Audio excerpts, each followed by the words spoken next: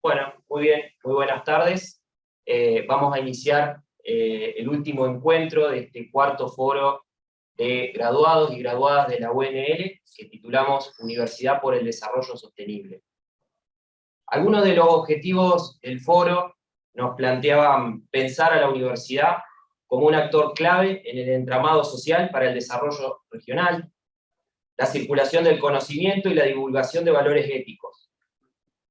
Esta idea, con la que organizamos el foro a lo largo de estas últimas 2 semanas, nos permitió intercambiar diferentes miradas sobre acciones que se vienen desarrollando desde distintos ámbitos de la Universidad Nacional del Litoral, como contribuciones concretas a la Agenda 2030 de Naciones Unidas. En esta oportunidad vamos a poner la mirada sobre uno de los 17 Objetivos de Desarrollo Sostenible, particularmente el objetivo número 7, nos embarca en ese desafío de garantizar el acceso a una energía asequible, segura, sostenible y moderna para todos. Hoy nos acompañan para esto profesionales, docentes, investigadores, graduados, para intercambiar miradas justamente sobre el hidrógeno verde, sus desafíos, el estado de desarrollo de las tecnologías de producción, de almacenamiento y distribución, sus aplicaciones y su análisis desde el punto de vista del ciclo de vida. Contamos para esto con la presencia de Laura Cornaglia, ingeniera química, egresada de la casa, que realizó su perfeccionamiento en el área de ciencia de las superficies en la Universidad de Pittsburgh, y fue investigadora asociada en la Carnegie Mellon University. Actualmente es profesora titular, dedicación exclusiva en la Facultad de Ingeniería Química, investigadora principal en el INCAPE, UNL CONICET, y sus líneas de investigación están relacionadas a energías limpias, producción y purificación de hidrógeno, captura y utilización de dióxido de carbono. Además, actualmente, secretaria de Ciencia, Arte y Tecnología de la Universidad Nacional del Litoral. También nos acompaña Pío Aguirre, ingeniero químico y doctor en Ingeniería Química de la Facultad, con un postdoctorado en la Universidad Técnica de Múnich, que actualmente se desempeña como profesor titular a cargo de distintas asignaturas de grado de la Facultad de Ingeniería Química, como investigador superior en el INGAR o en el CONICET, y en el Departamento de Matemáticas de la FIC, en las temáticas de síntesis y optimización de procesos, modelos y métodos de optimización global. Además nos acompaña de manera virtual el ingeniero Marcelo Andrés Fermepín, ingeniero naval y mecánico, recibido de la Universidad de Buenos Aires, con 25 años de trabajo en desarrollos de negocios relacionados con la aplicación de gases industriales en la empresa Air Liquide Argentina. Actualmente, gerente responsable de su desarrollo del portafolio tecnológico, de Air Liquide en la región sudamericana, brindando asistencia desde las etapas iniciales de factibilidad en proyectos vinculados a procesos criogénicos, captura y purificación de gases, producción de hidrógeno, producción de metanol y oleoquímica. Y eso es un resumen nomás de los antecedentes de quienes nos acompañan. Así que bueno, sin más presentación, agradecerles la presencia, y bueno, le pasamos la palabra para que puedan compartir estas miradas en relación a todos estos desafíos que nos plantea el hidrógeno verde. Vamos a hacer un pequeño intercambio de lugar. Bueno, buenas tardes. Bien, un poco les cuento cuál fue entonces la idea y cómo organizamos este conversatorio junto con Pío y Marcelo. Primero voy a hacer una breve introducción, algunos conceptos. Luego Marcelo va a hablar sobre la parte de distribución y las aplicaciones, y bueno, y por último va a cerrar Pío con las reflexiones sobre costos y ciclo de vida. Así que bueno, comenzamos ahora la charla acerca de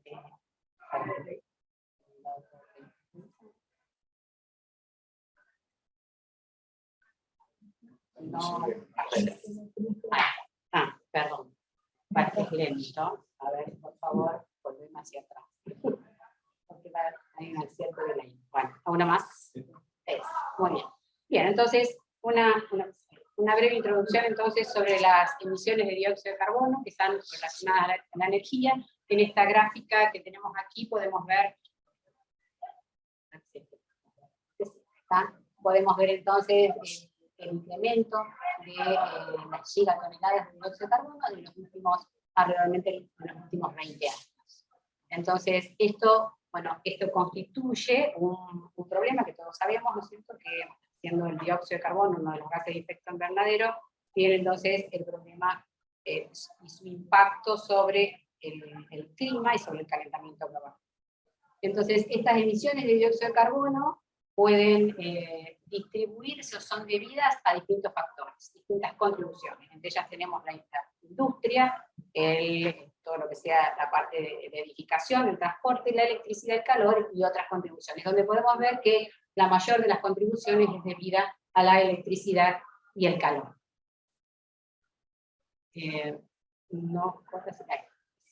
Entonces, bien, de acuerdo a lo propuesto en la reunión de París acerca del control de las emisiones, entonces lo que se propuso fue limitar la disminución, limitar el aumento de la temperatura del planeta en 1,5 grados para el año 2050. Entonces, para lograr eso se ha discutido y se proponen distintas estrategias para esta transición de energía. La primera son las energías renovables, la segunda la conservación de energía y la eficiencia, la electrificación de distintos factores, y aquí aparece el hidrógeno y sus derivados. Y por otro lado también la captura de ese dióxido de carbono, que tiene lugar a almacenamientos y usos, y también captura en la energía proveniente de la biomasa, lo que llamamos bioenergía. Bien, entonces lo que se propone para lograr esta descarbonización de la energía y con el objetivo de limitar ese aumento de la temperatura para el año 2050, entonces se propone esta disminución de las emisiones debido a las distintas estrategias. Entonces esto era para mostrarles un poco entonces que acá aparece el hidrógeno entonces como una de las alternativas para esta descarbonización y limitar el aumento. Bien. Lucas, por favor. Quería decir Lucas vos porque esto no... Vale, Vale, hay un delay, perdón, hay un delay, entonces uno más. Ahora, bien. Entonces, dentro de estas estrategias, en la siguiente podemos ver, entonces, perdón, voy a mirar acá. Sí. En la siguiente podemos ver entonces las distintas contribuciones, los distintos desarrollos en las energías renovables, y dentro de esas energías renovables, que era el primero de los aspectos que se iba a tratar como estrategias, podemos ver entonces las contribuciones, en ese consumo total de energía a partir de las renovables. Vemos la bioenergía moderna, que se llama Modern Bioenergy, que está relacionada a la producción de energía sin tener en cuenta la combustión de la biomasa, ¿no? Entonces eso es lo que se llama bioenergía moderna. Y vemos ahí entonces, dentro de esta estructura, que tenemos esa bioenergía moderna, después tenemos la energía eólica, la energía solar, que contribuyen en menor medida. Y por último, podemos ver aquí en esta diapositiva, podemos ver aquí en la gráfica, ¿no? Cómo se predijo cómo aumentaría para el año 2023 el consumo total a partir de energías renovables. Entonces, bueno, la energía debido a la energía hidráulica no se modifica, aumenta el porcentaje de energía eólica y en mayor medida la energía solar y la energía renovable solar y la energía debido a o lo que llamamos bioenergía moderna. Entonces, acá vemos que en estas estrategias, las energías renovables van a jugar un papel importante. Entonces, aquí nos aparecen dos cuestiones. Entonces, el papel de las energías renovables asociados al hidrógeno. Entonces, El hidrógeno ha sido investigado hace muchos años, varias décadas, donde se ha investigado este hidrógeno con el objetivo final de producir energía eléctrica. Y bueno, ha habido distintos comienzos, distintos falsos comienzos, justamente se dice, porque bueno, sufrió un impulso y luego el interés se perdió. Ahora bien, en este nuevo impulso se piensa que podría ser diferente. ¿Por qué podría ser diferente ese impulso del hidrógeno actualmente? Justamente porque, bueno, por un lado está, ¿no es cierto?, la necesidad de limitar las emisiones de dióxido de carbono en términos de 10 años, para el 2050. Por otro lado, otro factor importante es la disminución del costo de las energías renovables, y además también el costo no solamente de las energías renovables, sino también en las tecnologías asociadas a la producción de hidrógeno y a otros aspectos como la distribución, etc. ¿Y cuáles son los indicadores de este nuevo impulso? Bueno, son la aplicación en distintas mapas de rutas, las mapas de rutas, alianzas, las presencias de industrias globalizadas. Entonces, todo eso hace que el hidrógeno haya entonces tenido un nuevo impulso. Ahora bien, este hidrógeno, no voy a hablar de las propiedades del hidrógeno en sí, ya después Marcelo va a hacer una breve introducción acerca de ello. Sí voy a analizar un poco, entonces, cómo clasificamos ese tipo de hidrógeno, ya que en este conversatorio hablábamos de hidrógeno verde. Entonces, el hidrógeno se puede clasificar en distintos colores teniendo en cuenta el proceso que se utiliza para producirlo y teniendo en cuenta la fuente que se utiliza. De la fuente de energía, ya que el hidrógeno es un vector de energía y debe ser producido a partir de otras fuentes. Entonces vemos acá que tenemos primero el hidrógeno gris, que es el que tiene una tecnología muy desarrollada y que, bueno, se aplica en todos los lugares del mundo para producir hidrógeno con aplicaciones industriales. En donde entonces el proceso es lo que llamamos el reformado o gasificación, tanto de metano como de carbón. Y luego también, cuando en los últimos años ha tenido un nuevo auge, esta producción de hidrógeno a partir del reformado desde el punto de vista de la descarbonización, debido a su acoplamiento o a la propuesta de acoplarlo con la captura del dióxido de carbono. Y esto entonces da lugar a lo que se llama el hidrógeno azul, en donde, si bien bajo en carbono ese hidrógeno, todavía solamente se podría reducir un 85%. El hidrógeno turquesa, bueno, también estas son terminologías nuevas, cuando se produce a partir de la pirólisis, sería el proceso del metano. Y ahí ahora sí aparece lo que hoy queremos analizar, que es el hidrógeno verde, en donde se puede producirlo el proceso sería a través de electrólisis del agua, y empleando las energías renovables. Entonces, empleando las energías renovables como, por ejemplo, la energía eólica o la energía solar. También, en este caso, dentro de este hidrógeno verde, podemos tener en cuenta la biomasa, donde podría, dependiendo también si utiliza en todo este proceso, se utiliza en el proceso de producción de hidrógeno las energías renovables, también constituir un hidrógeno verde. Y bueno, y por último, lo que se llama el hidrógeno rosa, cuando la electrólisis se combina con la energía nuclear. Tenemos acá un stock de colores, y bueno, si miramos un poco entonces ahora el hidrógeno,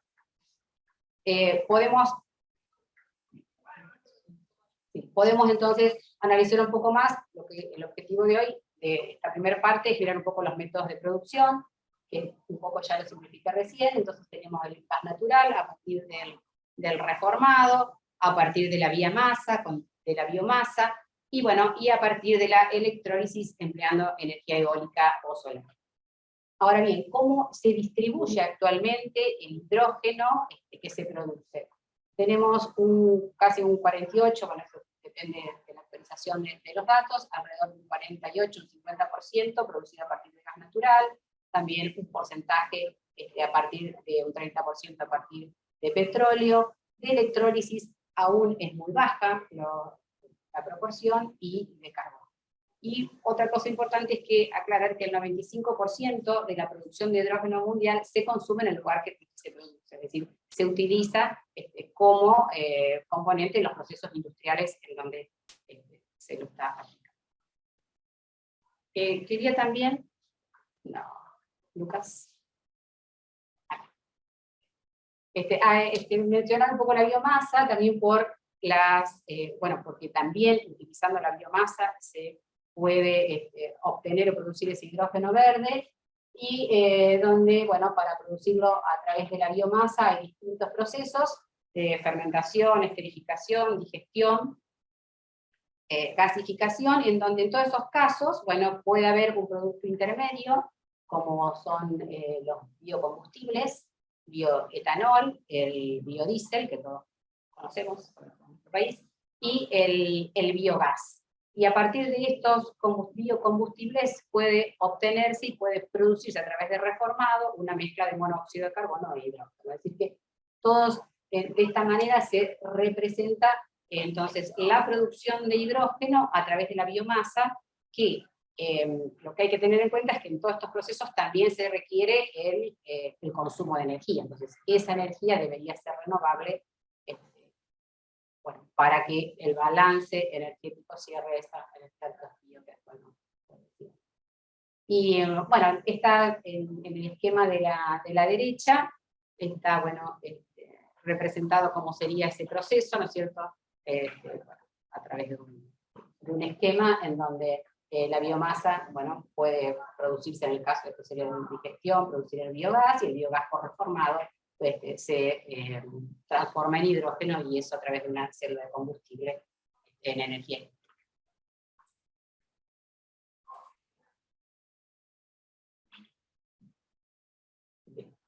Entonces, en el caso de la producción de hidrógeno, a partir entonces de biocombustibles, podemos esquematizar en estos dos esquemas. Tenemos en la primera, los procesos de reformado con distintas etapas, en donde, por un lado, en la primera línea, representamos entonces cuál sería el proceso para producir hidrógeno, con distintas etapas de purificación, en donde, en este caso, el hidrógeno tendría un determinado grado de pureza que podría ser utilizado en celdas de combustibles de baja temperatura. Y el segundo de los casos, en la segunda línea, en donde ese biogás o el bioetanol, entonces directamente es alimentado a una celda de alta temperatura, en donde, no es necesaria la etapa de purificación. Entonces, en esos casos también constituiría el hidrógeno verde. Y en la representación ahora a la derecha, tenemos aquí a la derecha, en esta parte, tenemos ahora el caso del agua, o sea, del reformado de metano con vapor, donde también tendrían las mismas etapas de purificación y de reacción, los mismos tren de reactores, para producir el hidrógeno gris. Cuando eso se combina con un absorbente, es lo que ya haría el hidrógeno azul, y este proceso, en vez de, al combinar el reformado con la captura, es lo que se llama el Sorption Enhanced Reforming. Esto como un ejemplo de este último caso del etanol. Entonces, vemos aquí un ejemplo de un desarrollo actual que se utiliza a escala demostrativa, tanto en automóviles como a escala prototipo en un dispositivo, en una celda de combustibles de óxido sólido, en donde se alimenta directamente el etanol, reacciona con el vapor de agua a través de la reacción de reformado, y esos gases sin necesidad de purificación, donde por supuesto tenemos monóxido de carbono, dióxido de carbono, agua, hidrógeno, se alimentan a la celda de stack de óxido sólido para producir energía eléctrica. Esto lo menciono porque, dentro de un proyecto de la provincia de Santa Fe, de ENERFE, en donde participa también CONICET, se está por instalar esta celda con el objetivo, un prototipo de la celda con el objetivo de producir producir energía eléctrica y, bueno, y analizar esta tecnología dentro de la provincia de Santa Fe.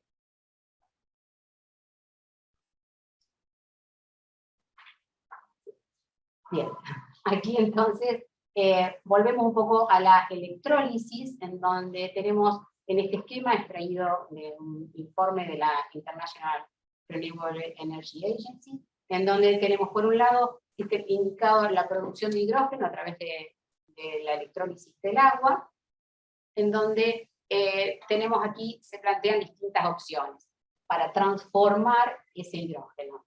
Luego, en la segunda y tercera columna, vemos el transporte y el uso final, donde va a ser Marcelo el que va a hablar de estas dos cuestiones. En el caso de ese hidrógeno producido a través de la electrólisis, puede utilizarse directamente sin transformación, o también transformarlo con distintos objetivos, tanto de empleo como combustibles a través de la reacción, por ejemplo, con el dióxido de carbono mismo capturado, para producir combustibles sintéticos. O también puede combinarse con el nitrógeno para producir lo que se llama el amoníaco verde, que es, bueno, con el objetivo de transportarlo o de utilizarlo en otras aplicaciones. Entonces, en particular, si hablamos del hidrógeno verde producido a través de la electrólisis del agua, en este caso, esta tecnología, si bien es una tecnología de hace mucho tiempo, ha logrado muchos avances en el desarrollo de los electrolizadores, que hace que también haya ya plantas instaladas para producir el hidrógeno. Este sería el hidrógeno verde, ¿no?, del que hablamos, para producir ese hidrógeno a través de las energías renovables. Y por último quería mostrarles la última de las diapositivas, en donde tenemos acá el estado, sintetizado también el estado de otros de desarrollos tecnológicos claves. O sea, dentro de los procesos que describimos hoy, hay tecnologías maduras como el reformado, tecnologías maduras, por ejemplo, como la gasificación de la biomasa, y hay otras tecnologías que aún están en vías de desarrollo o que ya existen prototipos o aplicaciones demostrativas, como en este caso es justamente lo que está indicado en este esquema también de la International Energy Agency del año 2021, donde podemos ver, por ejemplo, que en el caso de la electrólisis, dependiendo del tipo de electrolizadores, tenemos distintos grados, desde el primero, aquí la parte inferior, son de pequeños prototipos, a prototipos más grandes, demostrativos, y bueno, estos son los que ya están en el mercado. Para el último, en la parte celeste, serían las tecnologías maduras, donde vemos entonces que en ese caso todavía estamos en desarrollo, en el nivel de desarrollo tecnológico. Lo mismo para la captura, la producción de hidrógeno acoplado a la captura, también tenemos distintos casos, y otros tipos de producción como la gasificación de biomasa, etc. Entonces, bueno, llegado hasta aquí, entonces describido los métodos, su grado de avance. Entonces ahora Marcelo va a continuar entonces presentando el caso de Air Liquide. Marcelo. Bueno, muchas gracias Laura. Bueno, continúo desde aquí.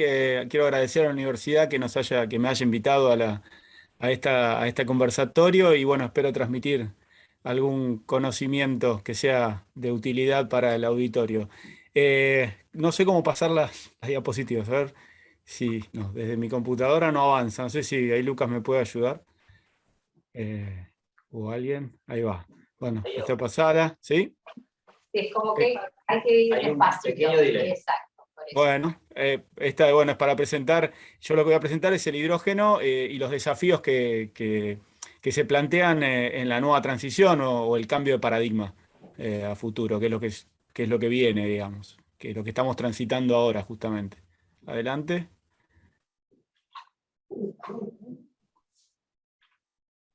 Hidrógeno verde. Bueno, voy a presentar rápidamente Grupo Liquide, pasar una más, para que sepan un poco de dónde viene la información. El Grupo Liquide es un grupo que trabaja desde hace más de 120 años en el mercado, produciendo y comercializando distintos tipos de moléculas. Muchos nos conocen por el oxígeno, por la pandemia, pero bueno, vendemos y tenemos producción de distintas moléculas como dióxido de carbono, hidrógeno, y otras que no están asociadas particularmente a los gases del aire. Somos 67.000 empleados, estamos presentes en 80 países, es una empresa muy grande y centenaria, con origen francés. Adelante. En lo que respecta al desarrollo tecnológico, en particular del hidrógeno, si bien Air Liquide está presente desde hace muchos años en esta cadena, es muy importante la integración de la cadena para lograr la eficiencia. Uno de los desafíos principales que hoy está teniendo el hidrógeno es mejorar sus costos. Dentro de cada una de las piezas del rompecabezas que componen la cadena de distribución y la cadena de formación de valor del hidrógeno, cada una tiene sus desafíos y bueno, en eso es lo que estamos tratando de trabajar para mejorar. Adelante. Bueno, esto me gusta presentarlo porque, como para dar un puntapié inicial, pero ya habló Laura, de esto ya estuvo hablando bastante, pero particularmente el hidrógeno se plantea dentro de las ODS porque es un actor clave para mejorar y alcanzar las metas ambientales de reducción de emisiones. Es un elemento muy abundante en el universo, ya hace más de 250 años que lo conocemos, tiene una alta densidad energética por unidad de masa, lo cual lo hace muy atractivo para lo que es el transporte y el uso. Tiene una producción limpia, como vimos recién, a través de la electrólisis del agua, en la cual la producción no genera ningún tipo de emisión contaminante. Existen ya tecnologías maduras para su producción a gran escala, que ya hace muchos años que se utilizan, como mostró recién Laura, el reformado, gasificación, y la combustión del hidrógeno resulta en agua, lo cual es muy atractivo porque se puede recuperar, o bien se emite como vapor, ¿no? Así que eso lo hace muy atractivo. Ahora, una más. Así como es el más atractivo, también es el más desafiante, es el más abundante, pero no se lo encuentra en forma libre, siempre está asociada a algo, siempre está asociado a algo que hay que romper, como por ejemplo el agua. Solo lo estamos empezando a ver como un vector energético recién hace 50 años.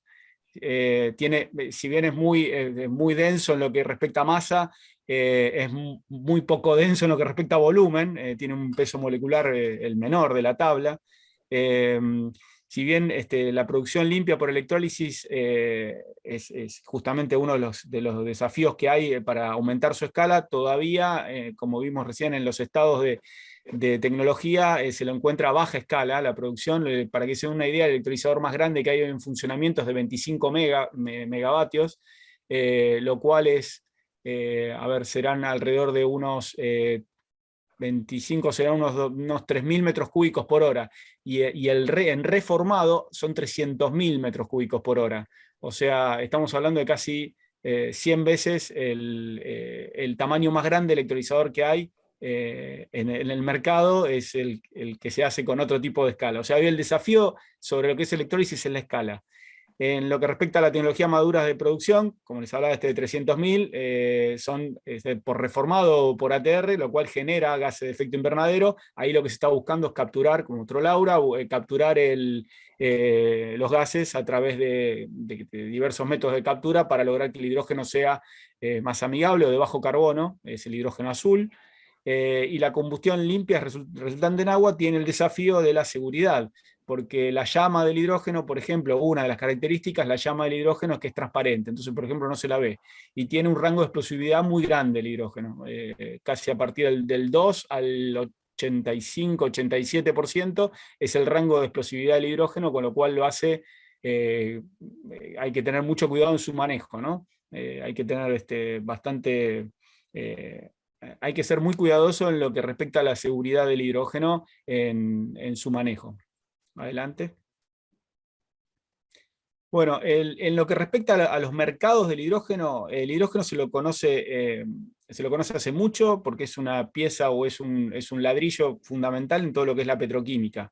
Las refinerías, en la industria petroquímica, metanol, lo que respecta a fertilizantes, bueno, en muchos de los procesos petroquímicos el hidrógeno es muy conocido, Entonces, forma parte de los procesos de producción, con lo cual es muy conocido en la parte de refino, en la parte de petroquímica, también en el área de grasas y aceites, en lo que es la parte de comestibles, también se lo conoce hace mucho, grasas hidrogenadas, por ejemplo, para producir margarinas o mantecas. Lo que está empezando ahora es a crecer en mercados nuevos o mercados potenciales, como ser, por ejemplo, el transporte, que es algo que hoy estamos viendo todos, la movilidad a hidrógeno, ¿no? Ya sea en transporte pesado, o incluso también en automóviles, sistemas de logística. En otras aplicaciones variadas se lo usa en menor escala, como por ejemplo el vidrio, también para la producción de cerámicas, en el papel. Eh, Otra de las aplicaciones muy conocidas es a través de la industria aeroespacial, como combustible, en lo que es cohetería, se lo utiliza como combustible, junto con el oxígeno como comburente, para lograr el despegue de los cohetes. Y bueno, hoy el mercado global del hidrógeno es de 74 millones de toneladas, esto es estimado, con un crecimiento del 7%. Lo que se espera es que el hidrógeno empiece a tomar mayor participación en las matrices energéticas a través del desarrollo de los mercados potenciales, alcanzando casi un 15, un 18% al 2050 para cumplir con las metas de la ODS, ¿no? Y bueno, y las metas climáticas. Adelante. Perdón, bueno, había un dato, no importa, no volvamos para atrás, pero en la Argentina se produce unas 360.000 toneladas, perdón, 3.600.000 toneladas por año, que es más o menos un 0,5% del total de lo que se produce en el mundo. Esta producción obviamente son de los mercados existentes, ¿no? Incluyendo la petroquímica y todo.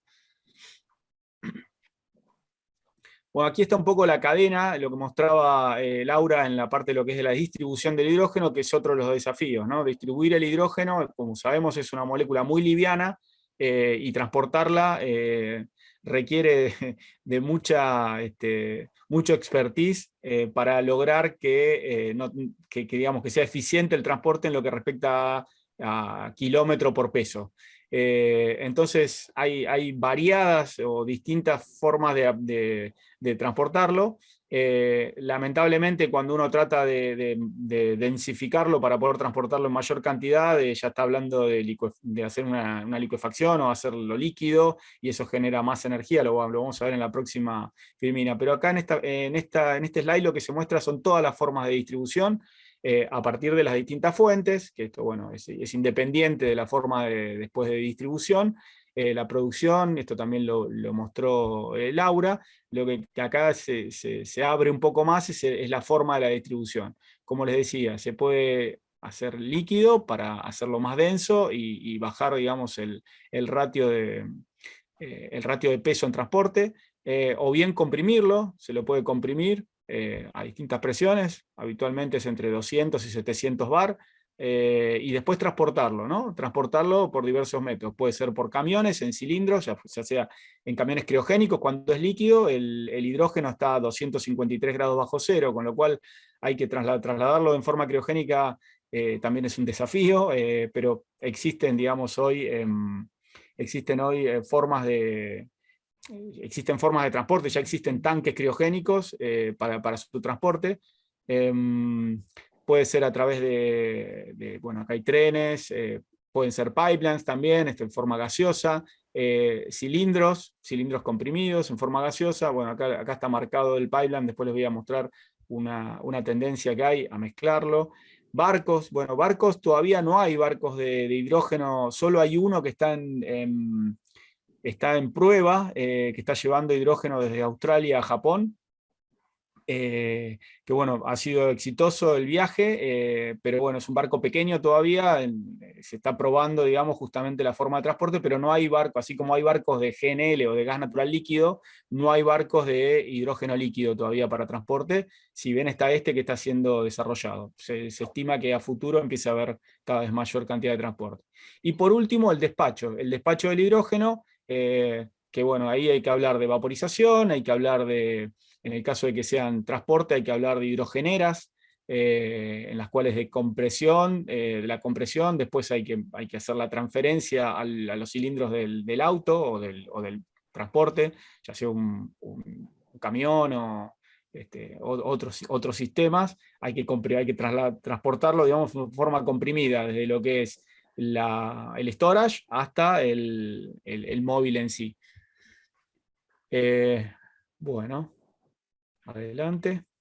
Perdón, y en lo que respecta a renovables es directo, como decía Laura, ¿no? Si va de renovables, es directamente a través de energía y se recupera, digamos, en el lugar de producción, perdón, en el lugar de despacho se produce el hidrógeno on-site, como por ejemplo a través de un pequeño electrolizador en una hidrogenera, sería una posibilidad, se recibe la energía eléctrica en forma renovable y se produce el hidrógeno en el lugar, on-site. Acá un poco lo que les hablaba de la densidad energética, en las movilidades de distribución del hidrógeno, lo que vemos es que a medida que lo vamos queriendo densificar para poder transportarlo, vamos gastando mayor cantidad de energía, ¿no? Para pasar de hidrógeno gaseoso a hidrógeno líquido, ya tenemos que, si bien multiplicamos por 5 la energía específica, perdón, si multiplicamos por 10, digamos, la densidad, estamos teniendo un gasto de 5 veces más en kilowatt por kilogramo. Dejo algunos valores acá para que después lo analicen, no quiero perder tiempo analizando los valores, pero lo que quería que vieran en este slide es justamente que a medida que lo vamos haciendo más denso, vamos ganando en capacidad de transporte, pero vamos aumentando la necesidad de energía para poder transportarlo. Una de las tendencias es para largas distancias, es utilizar cañerías hidrogenoductos, o bien cañerías existentes de gas y hacer un blend o una mezcla entre el gas y el hidrógeno y después separarlo en los distintos lugares de origen donde estén los consumidores. Para distancias a mayores a 500 kilómetros, esta es la solución que se está pensando para alcanzar otra vez las metas, ¿no?, de distribución del hidrógeno. Adelante. Esto es un poco lo que les hablaba de distribuir el hidrógeno mezclado en la red de gas natural. Tiene otros desafíos, como por ejemplo la metalografía de las cañerías, eso después en otro momento se puede hablar un poco más, pero el hidrógeno genera fragilización en las cañerías, entonces hay que tener, se está estudiando cuál es el límite máximo para lograr en este blend, se habla de entre un 5 y un 20% sería aceptable para las cañerías sin que sufran este problema. Una más, a ver si aparece. Una más. Ahí está. Bueno, entonces, la idea de esta forma de distribución es a través de renovables, ya sean, puede ser electrólisis, acá podemos hablar de... Un minuto, por favor. Podemos hablar de distintas fuentes de producción, ya puede ser electrólisis, cualquiera de ellas que vimos, y después hacer un blend dentro de lo que es el gas natural.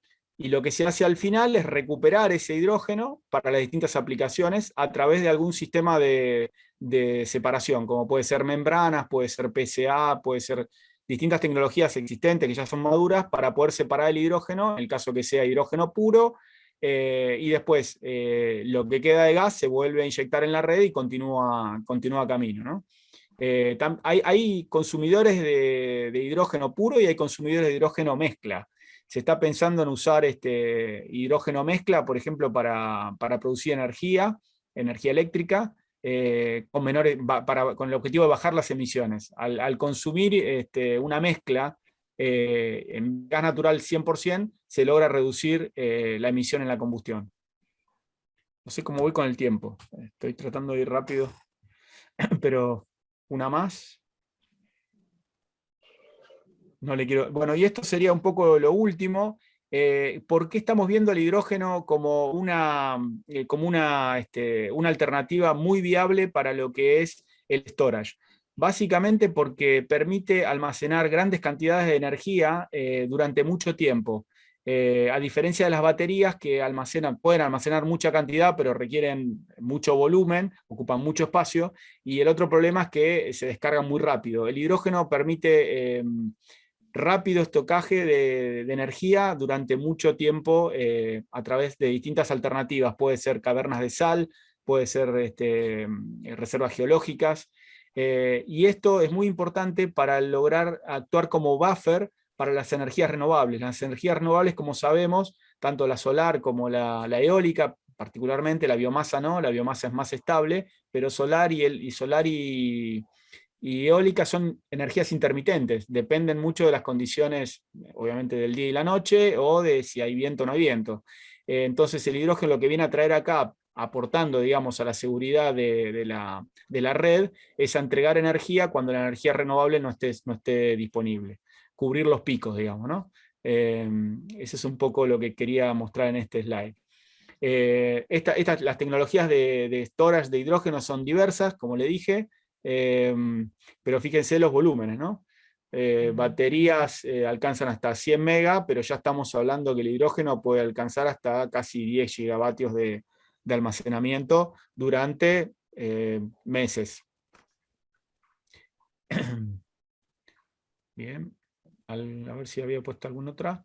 Ah, sí, bueno, esto es un poco qué es lo que están haciendo los estados. El hidrógeno hoy por sí no es un... en base a los modelos de negocio existentes, la aplicación o el desarrollo de un proyecto de hidrógeno hoy por hoy, requiere de algún grado de apalancamiento o bien algún grado de soporte estatal, de gobierno, de estrategia de gobierno. Por eso muchos países están empezando para motivar o para hacer despegar al hidrógeno, están generando políticas y estrategias dentro de sus países, como por ejemplo Argentina, a través de la ley de promoción del hidrógeno. Bueno, Chile está muy enfocado hoy en el hidrógeno, Brasil también, bueno, lo que es China, Australia, Japón, todo lo que es Asia está muy desarrollado, pero todo esto es por soporte, vamos a decir, de los estados. Se genera a través de incentivos, subsidios o bien a través de impuestos.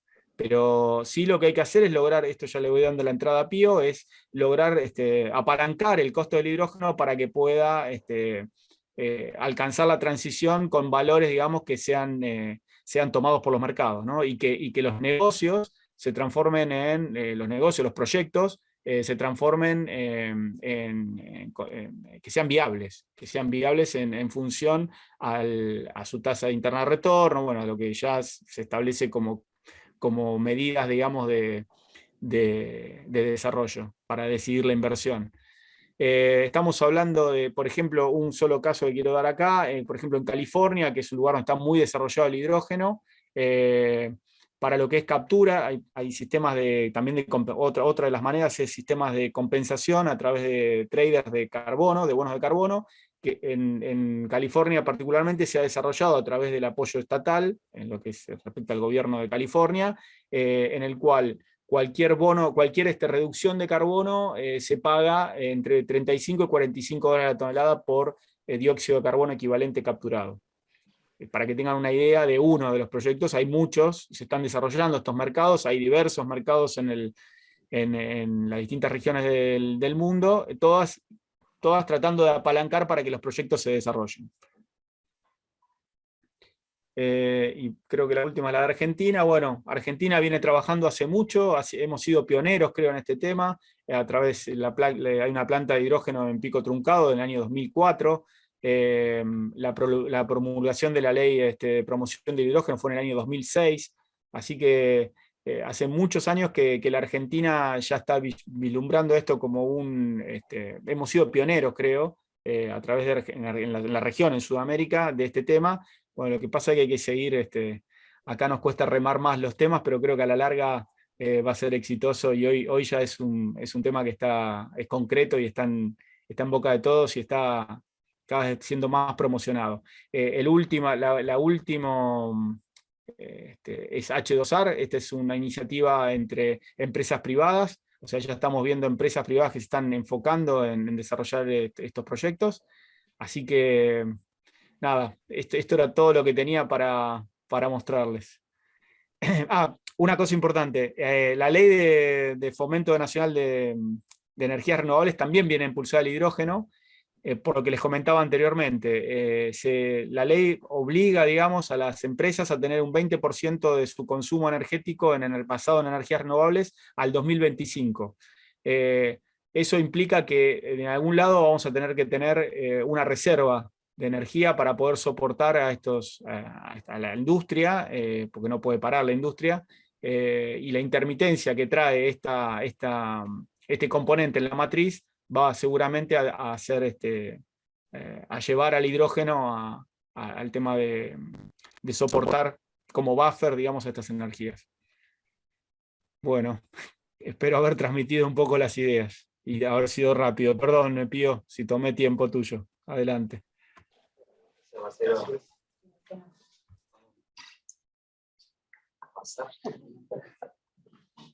Bueno, gracias Laura por la invitación. No sé si se escucha bien ahí. Bueno, yo voy a hablar un poco menos, antecedentes. Quería plantear un par de problemas. Ahora tengo la ventaja de que como soy último, escuché lo que me dijeron los otros. Factibilidad técnica y económica, producción de hidrógeno, producción de energía eólica e hidrógeno a partir de energía eólica. Eso va a ser lo primero, en donde ya se mencionó que un problema de este hidrógeno es el costo. Bueno, el costo se calculan costos nivelados. Voy a explicar un poco qué es el costo nivelado. Algunos costos de producción de hidrógeno comparativos entre este hidrógeno verde a partir de energía eólica y el hidrógeno producido por método clásico usando combustibles fósiles con y sin captura de dióxido de carbono.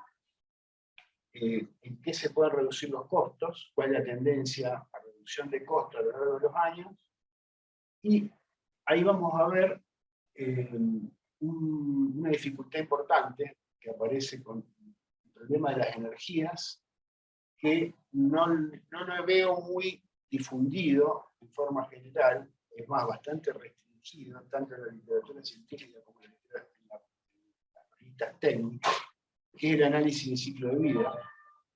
Y finalmente, para complicarlo un poco más, vamos a ver la calidad de los recursos, que son la calidad del recurso eólico o la calidad del recurso fotovoltaico, que es otro elemento que agrega una dificultad adicional.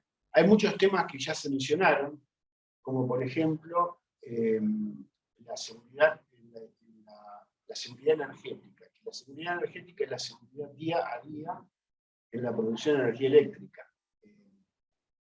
Uno no puede un día decir, bueno, hoy no tenemos viento, no hay energía eléctrica, paremos hasta que vuelva y que todo siga funcionando. ¿Por qué? Porque los costos para funcionar de esa manera se van para arriba.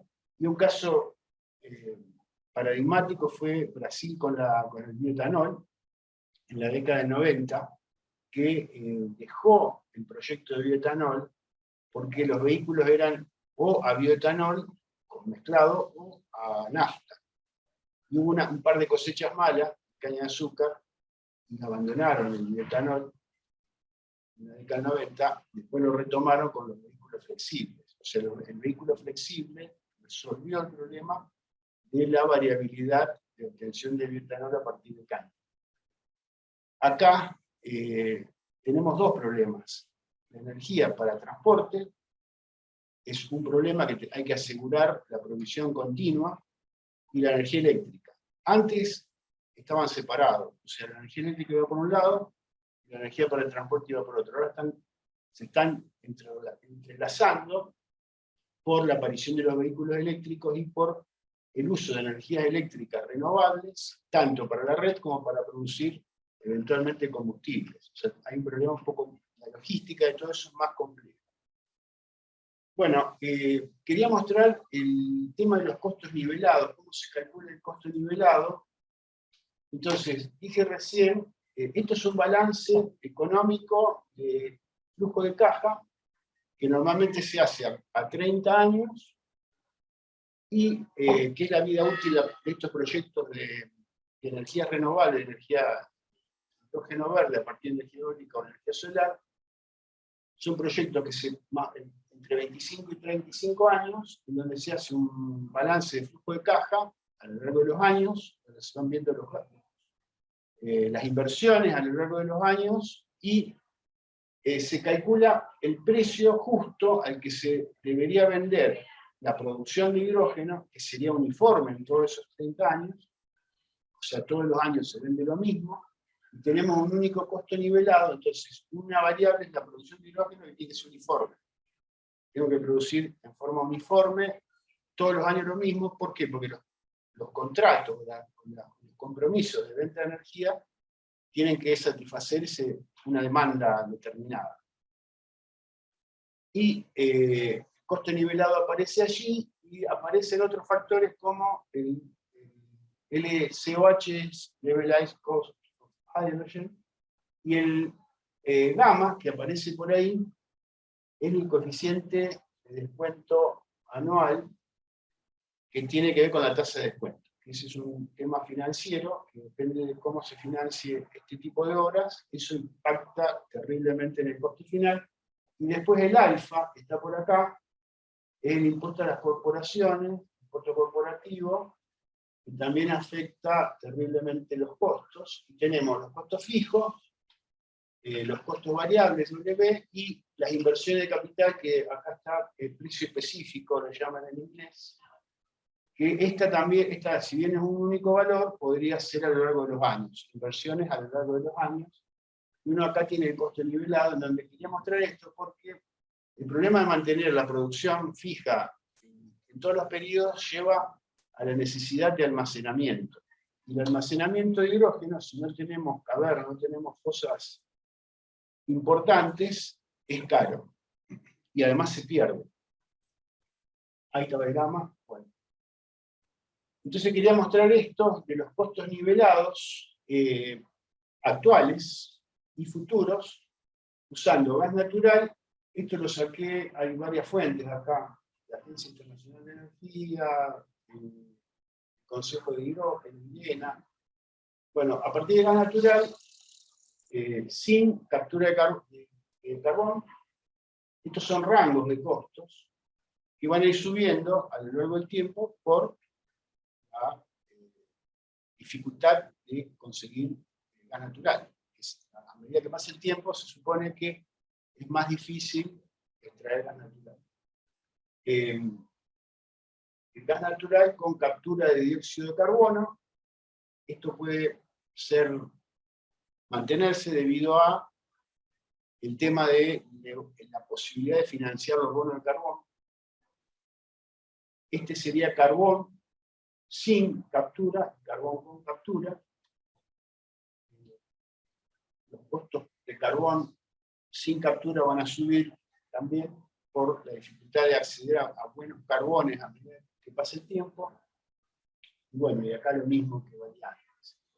Y esto es a partir de energías renovables actual, que acá arranca en 3, y va hasta más de 8.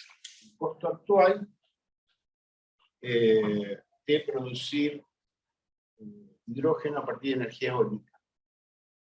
Y creo que esa es energía eólica o solar fotovoltaica, depende de donde uno se ubique, cambia el costo. Y se espera que esto vaya bajando a lo largo del tiempo, por lo que se mencionó, el aumento de escala, la aparición de muchos oferentes de electrolizadores y de molinos eólicos o celdas fotovoltaicas. Y esa sería la tendencia que se espera. Bueno, tenemos un problema de costos acá, y ahora tenemos acá cómo poder bajar estos costos. Este es un caso particular, el costo está alrededor de 5, si uno baja el costo de los electrolizadores, el costo llega a cerca de 3, los molinos, esto es, sí, la electricidad generada a partir de molinos eólicos, y acá está suponiendo que baja de $53 a $20 el megavatio hora. Acá Fallaron las unidades.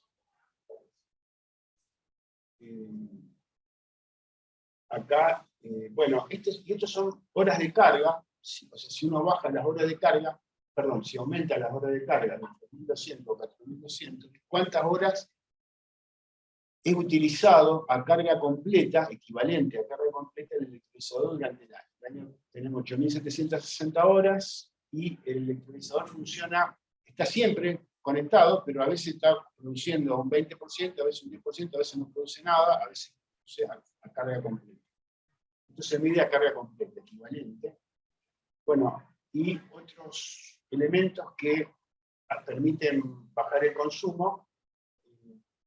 La eficiencia de los electrolizadores está alrededor del 68%, piensa que va a subir al 74%.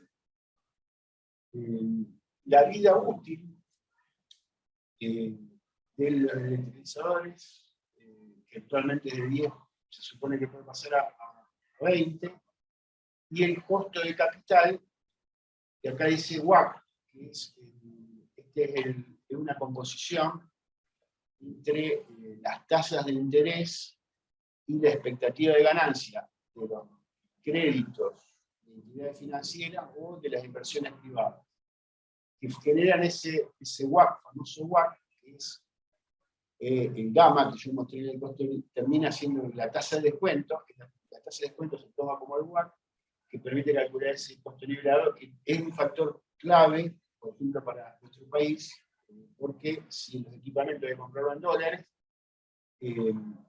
ese WACC impacta, por ejemplo, en la literatura se calcula con un 7%, normalmente 7% es un valor relativamente bajo, y en Argentina no bajaría del 15%. Ese número impacta negativamente en la ecuación económica.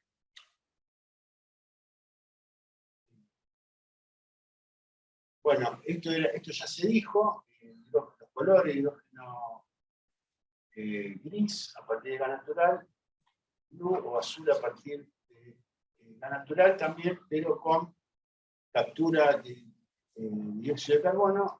Hay una turquesa también que es con gas natural, pero es pirólisis de metano, o sea, uno ahí saca carbono, guarda carbono, es más fácil que guardar dióxido de carbono. Bueno, el verde sería el agua, y acá esto está hecho con, en lugar de ser con electrolizadores alcalinos, el electrolizador alcalino es el que comentaba Marcelo, que hay electrolizadores de mediana escala. Estos serían futuros electrolizadores de celda de polímero, PEM, que están en menor nivel de desarrollo, pero se supone que pueden operar con mayor eficiencia y con mayor flexibilidad para los cambios que después vamos a mostrar en la provisión de energía eléctrica. Y esto es lo malo, la mala noticia. Esto es el análisis de ciclo de vida, que tiene, es bastante complejo, tiene muchas etapas en donde uno tiene que analizar desde la cuna un proyecto hasta la tumba, o desde la cuna hasta la puerta. O sea, desde la cuna hasta la tumba sería desde que se empiezan a construir y fabricar los elementos, todos los elementos que constituyen el proyecto, hasta que el proyecto se termine y se cierre y se da por finalizado. Y entonces ahí, en este análisis de ciclo de vida, entran todas las emisiones que se generan, por ejemplo, en fabricar las palas de los molinos, de dónde surge los materiales con que se van a fabricar los molinos, los movimientos de tierra, el consumo de combustible en el movimiento de tierra que hay que hacer. Se consideran todos los factores que participan en eso y se calculan todas sus emisiones en distintos rubros. Un rubro que nos interesa acá es las emisiones de gases de efecto invernadero. O sea, yo miro las emisiones de gases de efecto invernadero que tiene acondicionar el terreno, por ejemplo, y eso, a través de un factor de peso, se lo asigno a mi producto final, que es, por ejemplo, el kilo de hidrógeno líquido que voy a obtener. Obviamente que cuando está muy lejos del producto, es un factor que afecta muy bajo, y tengo que conocer las emisiones que generé de esa actividad, o de ese componente, para llegar al producto final. Entonces, cuando hago ese análisis de ciclo de vida, entonces cualquier actividad genera gases de efecto invernadero. Aunque yo diga que no, que se reciclan, el dióxido se recicla, pero cuando hago el cálculo neto hay emisiones de gases de efecto invernadero y tengo que contabilizarlas. Y que yo conozca, Estados Unidos, a través del Departamento de Energía, certifica los procesos en energía y eventualmente los subsidia, siempre y cuando tengan su análisis de ciclo de vida y muestren que esos análisis son, a lo mejor no positivos, pero sí promisorios. O sea, que permiten aventurar que con un mejor desarrollo tecnológico van a ser positivos. Y acá tenemos las emisiones de gases de efecto invernadero, la producción de hidrógeno medido en kilos de dióxido de carbono equivalente. Y esto es reformado de metano con vapor, que se toma como benchmark, o sea, como base, el reformado de metano con vapor con captura de carbono de baja, con captura de carbono alta. Esto es la pirólisis de metano. Fíjense que la pirólisis de metano tiene acá una ventaja porque obtiene carbón blanco, carbón negro. Estamos mirando los colores llenos, después vamos a ver los colores sombreados. Bueno, acá hay pirólisis de metano con gas natural, bueno, distintos procesos, pero acá está el hidrógeno a partir de la red actual eléctrica. Esto está hecho en Alemania, me olvidé decir la cita, en un trabajo de Müller y Hammersmann, que es del 2022, es reciente. Está basado en la red eléctrica alemana actual. Entonces, la emisión de gases, si uno pone un electrolizador en la red actual, por más que la red actual tenga mucha energía renovable, la emisión de gases de efecto invernadero es bastante mala, o sea, no me convendría hacerlo. Y si miro la evolución, esto es a futuro, esto está hecho para el año 2050, sigue siendo muy mala. Entonces, acá tengo un problema porque la energía renovable o entra a la red, la energía eólica, o entra a la red y mejora las emisiones de gases de efecto invernadero en la red, o lo mando a hacer hidrógeno por afuera de la red. No meto en la red, pero en ese caso la red sigue siendo mala, porque la red esta se basa en carbón, gas. No sé, creo que tiene algo de energía nuclear, no sé cuál es el estado actual. Entonces ahí aparece un problema bastante importante en los países europeos que es difícil de resolver. Entonces el análisis de ciclo de vida es un tema, me parece importante para verificar a ver cómo uno mejora su emisión de gases de efecto invernadero, y creo que es lo que se va a imponer como análisis en cada uno de los procesos. Bueno, este es otro problema que quería comentar, que es la calidad del recurso eólico. Esto es para el sur del país. Esto es una velocidad del viento, que estamos tomando acá, la velocidad del viento entre 0 y 30 metros por segundo, y esta es la frecuencia en que ocurre esa velocidad del viento en una serie de datos de varios años que están tomadas en Tierra del Fuego. La Universidad Nacional de Tierra del Fuego tiene estas curvas, hechas para distintas ubicaciones en Tierra del Fuego, y bueno, esta es la rosa de los vientos, que dice de dónde provienen los vientos. Entonces estos vientos son muy buenos, si uno los compara con vientos de otras partes del mundo, son muy superiores a la mayoría de los lugares que uno encuentra, por la estabilidad del viento, por la dirección uniforme y por la velocidad. Esto da una ventaja competitiva a algunos lugares en Argentina del viento. Esto es lo bueno, pero esto es lo malo. Porque ese era el viento, y cuando yo uso una turbina, la turbina tiene una velocidad de corte por arriba y por abajo del viento, entonces entrega potencia mientras el viento se mantenga en ese rango, y si no, se desconecta, deja de entregar. Y si uno grafica los 360 para 365 días del año, tenemos todos esos serruchos, y cuando uno quiere, acá incluso a veces es peor, porque depende mucho de las estaciones, que acá en este caso no depende tanto de las estaciones del año, pero si depende más de las estaciones del año, tenemos zonas donde esto es más pronunciado, hay zonas que no llegamos al tope de la producción de la turbina. Esto genera la necesidad de procesos. O sea, si tengo esta frecuencia variable, voy a tener equipos que están ociosos, en parte, mucho tiempo van a estar ociosos. O sea, tengo una inversión importante, cara, que está ociosa, porque no tengo la energía proveniente que necesito, proveniente del viento. Con la solar es peor, porque la solar está durante el día, durante la noche no está, y estacionalmente también es muy variable. Entonces tengo dos complicaciones. Esto requiere almacenamiento. Bueno, y caemos a lo que se comentó antes, que el almacenamiento tiene su costo, es difícil. Básicamente se puede almacenar como hidrógeno líquido. Bueno, y estos son algunos datos de los costos. No quiero que vean todo. Por ejemplo, miremos acá.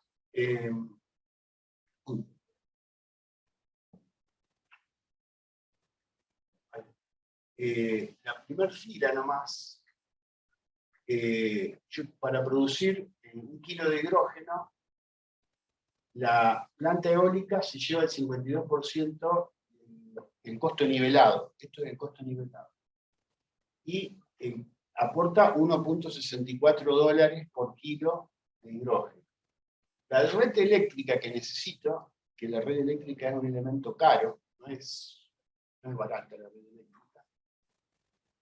por lo menos por ahora, se lleva un 9%, la planta de electrolizadores se lleva un 25%, la planta de desalación de agua de mar, si uno lo hace cerca del mar, necesita agua por osmosis inversa, y muy poquito. El almacenamiento de gas, uno necesita tener un almacenamiento de gas dentro del proceso, se lleva un 2%, y el almacenamiento de líquidos se lleva un 10 o un 11%. Y de ahí recién lo tenemos almacenado líquido en la planta. Y bueno, esto va sumando, que no alcanzó a ver, $3,16, que era uno de los valores bajos. Era uno de los valores bajos, ese 3,16, más o menos, dentro de los rangos que vimos, es un valor bajo actual. Fíjense que si uno se va al 2030, por ejemplo, inferior, llega a 2,80, y si se va al 2050 inferior, llega a $1,7 el kilo de hidrógeno. Bueno, ahí hay un montón de datos que son cuánto cuesta la planta eólica, cuánto cuesta el electrolizador y cuál es la tasa de descuento que se usa para el caso particular en donde uno está interesado en trabajar. Bueno, eso era todo lo que tenía para comentarles. Bueno, quedamos para preguntas, ¿no? Bueno, muchas gracias a los tres, Laura, Marcelo y Pío. La verdad que me parece que de lo personal han sido una exposición impecable y sumamente interesante. Abrimos ahora si hay algunas preguntas que están presentes, presenciales o por el chat. Quienes están participando por Zoom.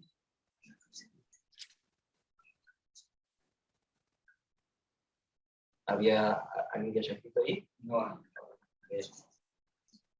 mí me surgía también una reflexión, más que una pregunta, en relación a, creo que lo abordaron los tres, ¿no? En este tema que tiene que ver con transformar la matriz energética y el desafío de las energías renovables, que el Acuerdo de París lo ha puesto en agenda, la Agenda 2030, por supuesto, lo puso en agenda, pero también va de la mano lo mostraba concretamente en el objetivo Laura al principio, la necesidad de implementar políticas que tiendan a la eficiencia energética, ¿sí? Todos estos desafíos vinculados con el proceso del calentamiento global y del cambio climático en relación a las emisiones de gases de efecto invernadero, están muy relacionadas con el tema de la eficiencia energética. De hecho, en las huellas de carbono de las ciudades y de las comunidades, me imagino que del sector industrial quizás en una menor escala, pero en los inventarios de gases de efecto invernadero, el tema de la eficiencia energética, desde la generación hasta el consumo en todos los pasos, es un gran tema, es un gran aporte a las emisiones en general. Y pienso, bueno, en los desafíos también que planteaban en relación a esto, o sea, la complicación que tiene el desarrollo de las tecnologías, pero que, bueno, por el otro lado, las energías fósiles, las fuentes fósiles que estamos utilizando, tampoco es que tienen procesos 100% eficientes en ese sentido, y hay un desafío todavía importante para mejorar. No sé si coinciden que van en el mismo sentido. Sí, o sea, como se planteaba en un principio y se plantea en general, porque no hay una sola estrategia para lograr, se puede lograr, pero son distintas estrategias, entre ellas está la eficiencia energética, por supuesto, y bueno, y el uso de energías renovables, con esos 6 o 7 puntos. Y bueno, dentro de ellos, la captura del dióxido de carbono, si seguimos utilizando los combustibles fósiles, también es una estrategia que hay que tener en cuenta, porque si no, va a ser imposible realmente llegar a, no digo que se llegue a ese objetivo de 1,5, porque uno mira, se ve como difícil, ¿no? Pero creo que es un conjunto estratégico, objetivo para eso, tu opinión. Sí. Bueno, en todos estos análisis, la cuestión de optimizar los rendimientos, la integración energética y la integración de masa, tanto todo está presente. Así que, sí. Estamos ante el desafío de una energía que requiere de mucha inteligencia para lograr el objetivo de alta eficiencia en el manejo, a diferencia por ahí, como fue con el petróleo, que era más una cuestión de riesgo, en el cual uno tenía que encontrar el recurso y después solo explotarlo una vez que lo encontraba ya era otra. Acá es como que hay que estar con muchas, de alguna manera, muchas variables en juego, con muchas habilidades en juego, mucho expertise en juego, todo funcionando en forma equilibrada y con un gran soporte externo, ¿no? Entonces, realmente el desafío es grande, pero como dije, el beneficio es mucho. Me parece que el beneficio es alto. El hidrógeno puede aportar mucho a la reducción de lo que estamos buscando, ¿no? De reducir las emisiones. Así que, nada, creo que entre todos, entre la academia, la industria, vamos a lograr una solución y varias soluciones, como dijo Laura, no una, van a ser varias soluciones conviviendo y distintas estrategias y modos de aproximarse a este tema, ¿no? A lograr que el hidrógeno... hay un punto importante también que es la demanda. Cuanto más demanda se vaya generando, también eso va a ir motivando a los inversores, a las empresas, a los stakeholders, a meterse en el negocio, a meterse a desarrollar, a invertir.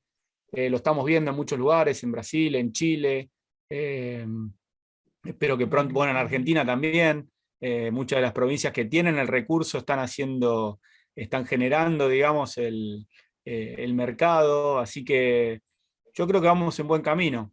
Esperemos estar a la altura. Ojalá que sí.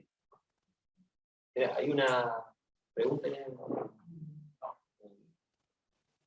Ya salió. ¿Recordás solamente que había grabada? Seguro. Sí, me recuerdan acá que la charla va a estar grabada y subida a la plataforma, al canal de YouTube de FIC y de Elitus TV también. ahí yo no puse mi mail, pero después si querés te lo paso, y no sé si quieren, no sé si lo quieren poner, si por alguna pregunta que aparezca después y quieren consultar, está mi mail disponible, lo pueden Perfecto. poner. Perfecto. Bueno, si no hay ninguna consulta más, le agradecemos nuevamente a los disertantes, a Laura, a Pío, a Marcelo. La verdad que impecables las presentaciones y nos dejan... ¿Se puede preguntar todavía? ¿Se puede preguntar todavía algo más, por favor? Sí, sí, Eduardo. Bueno, muy buenas tardes para todos. Hola, Eduardo. Un abrazo para toda la gente de la Universidad Nacional del Litoral y de la Facultad de Ingeniería Química. El hecho concreto, yo siempre me pregunto, la República Argentina, que tiene una enorme capacidad intelectual, ¿no?, en sus ingenieros y otros técnicos para el tema de la producción del hidrógeno, llegaría a competir y probablemente no podríamos nosotros como República Argentina facilitar la recuperación del dióxido de carbono a través del hidrógeno para hacer, por ejemplo, metanol, etcétera, para ir evitando, digamos, nosotros exportamos hidrógeno con trabajo argentino, con agua argentina, viento argentino, biomasa argentina. Y el barco se va cargado. Cuando vuelve el barco, que no vuelva vacío, sino que vuelva con algún tipo de, por ejemplo, dióxido de carbono de países que no tienen posibilidades tan sencillas para recuperarlo y almacenarlo. Digo, si no es un buen tema para avanzar desde la Facultad de Ingeniería Química de la Universidad Nacional del Litoral. Hay un proyecto que tiene, creo que es Thyssen, la alemana, que es justamente juntar dióxido de carbono, que esté lo que se llama el dióxido de carbono no evitable, capturarlo y con hidrógeno verde generar gas natural. Y transportar ese gas natural a través de la red de gasoductos, que es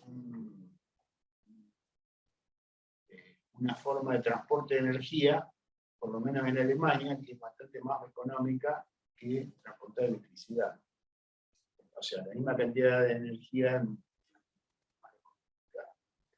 Sí, es un proyecto interesante. Sí, nosotros en nuestro grupo de trabajo de investigación, incluso hay otros grupos también dentro de la facultad, que estamos investigando justamente la reacción de Sabatier, que bueno, el dióxido de carbono más el hidrógeno, donde se piensa evidentemente en hidrógeno renovable para producir metano, también por supuesto para producir metanol, hay otros que están investigando, pero bueno, es todavía una investigación a nivel laboratorio, pero sí hay dentro de la facultad sistemas científicos acá en Santa Fe investigando en estas temáticas, porque sí, es por supuesto la utilización de ese dióxido de carbono, bueno, combinándolo con un hidrógeno renovable, es una temática de interés y de investigación a nivel mundial, pero bueno, todavía no son tecnologías probadas, no son, están incluso en estado de desarrollo. Como comentario a lo que dice Eduardo, que me parece muy, muy bueno respecto a la transición, sobre todo, empalmar la producción del hidrógeno con la demanda en la transición, con este tipo de vías, como puede ser la que mencionó, hacer metanol o hacer amoníaco incluso, cualquiera de ellas, digamos, que permita empalmar las dos demandas. Incluso está empezando a haber, no lo puse en los mercados potenciales, pero está empezando a haber demanda de nuevos combustibles a través, por ejemplo, los buques. Yo que soy ingeniero naval, algo escuché, digamos, en el mercado. Hay una nueva legislación que está obligando a los buques a abandonar el fuel oil. Esos buques que usaban búnker para navegar están buscando nuevas alternativas, ya está el GNL, puede ser incluso están pensando en utilizar amoníaco. O sea, hay fabricantes de motores marinos que están pensando, lo digo como ejemplo, todo eso abre nuevos mercados que van a permitir justamente generar la demanda, que era lo que mencionaba antes, y lograr empalmar la escala. Va a haber más, al haber más demanda, va a haber más escala de hidrógeno, al haber más escala, la tecnología se va a poner más disponible, y eso va a lograr de alguna manera que los costos bajen y que el hidrógeno empiece a ser fomentado. Otro de los desarrollos interesantes en Argentina, nosotros somos precursores con el gas natural comprimido, por ejemplo. Argentina tiene un mercado de gas natural comprimido muy grande y lo ha exportado al mundo. ¿Por qué no hacer, por ejemplo, un blend? Que creo que ya lo hemos investigado también hace muchos años, lo investigó la CONEA, hacer un blend de gas natural con hidrógeno. ¿Por qué no hacer eso y usar eso como un vector, digamos, para justamente fomentar la demanda? Me parece a mí que del área de academia, bueno, los nuevos investigadores y la gente que está en muchas de las áreas de ingeniería, incluso de otras áreas como puede ser contabilidad, economía, aportar trabajos sobre esto, creo que es fundamental. Creo que es fundamental. Hay que cambiar mucho el mindset, toda la forma que uno ve los negocios la tiene que empezar a mirar desde otra óptica. Como dije antes, es un ejercicio muy interesante el que nos propone el hidrógeno. Muy bien. Bueno, ahora sí, muchas gracias nuevamente a los 3 disertantes y a quienes nos están siguiendo la charla. Así que, bueno, cerramos. Muchas gracias. Hasta luego. Gracias. Gracias. Gracias, Marcelo, por tu buena disposición. Yo lo veo muy chiquito. Hasta luego.